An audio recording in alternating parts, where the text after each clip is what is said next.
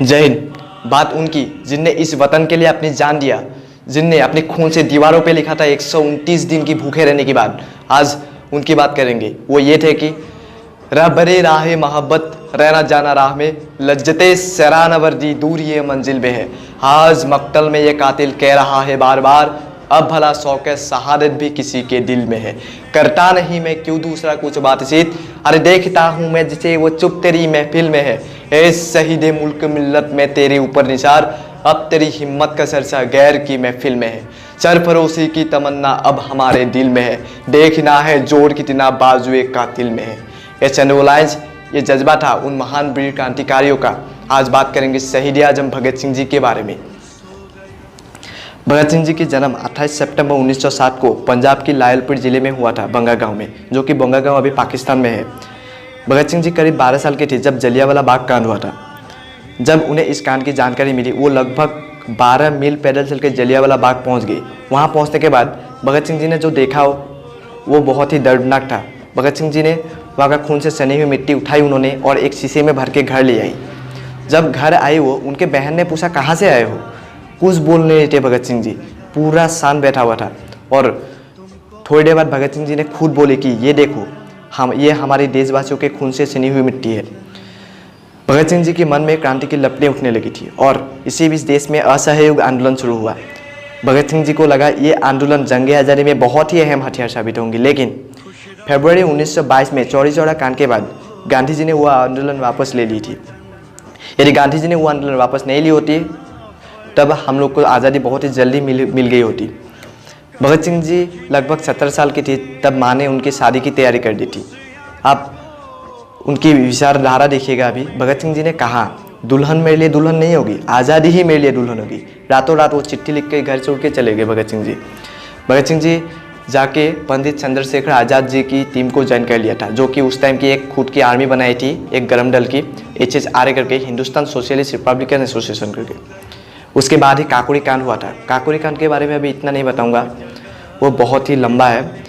और काकोरी कांड में राम प्रसाद बिस्मिल, अशफाक उल्लाह खान साहब, रोशन ठाकुर जी और राजेंद्र लाहरी जी को फांसी की सज़ा सुनाई थी। जब साइमन कमीशन इंडिया आया था, उसके विरुद्ध प्रदर्शन करते हुए लाला लाजपत राय जी की मौत ने भगत सिंह जी को बहुत ही गुस्से में भर दिया था। उसके बाद ही भगत सिंह ने स्कॉट को, पुलिस ऑफिसर स्कॉट को मारने की प्लानिंग बनाई और बट जयगोपाल ने स्कॉट को पहचानने की गलती कर दी। स्कॉट से पहले DSP संदर्श बाइक में बैठ के आई और संदर्श को गोली मार दी।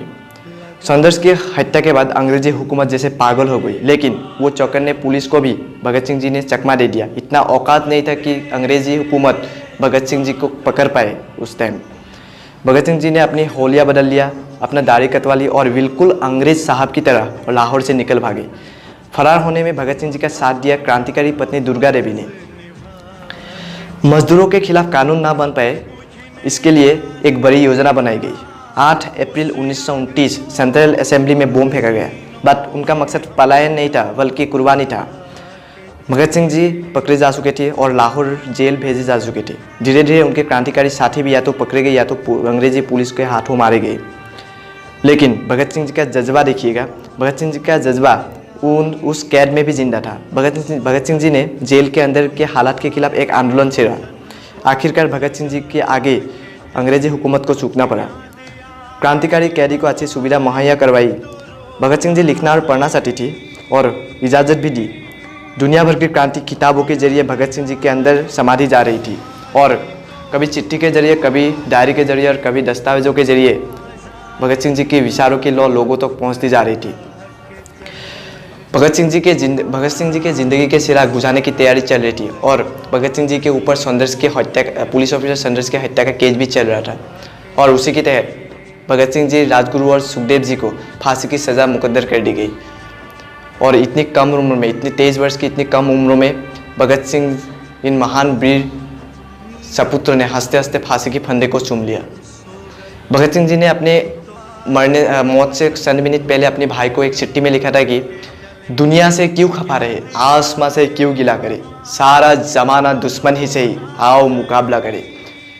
बस यही था भगत सिंह जी के बारे में। और बहुत लंबी कहानी है भगत सिंह के बारे में, अभी रात पड़ जाएंगे बताने बैठो तो। सो आज के लिए इतना ही। जय हिंद, वंदे मातरम, इंकलाब जिंदाबाद, भारत माता की जय।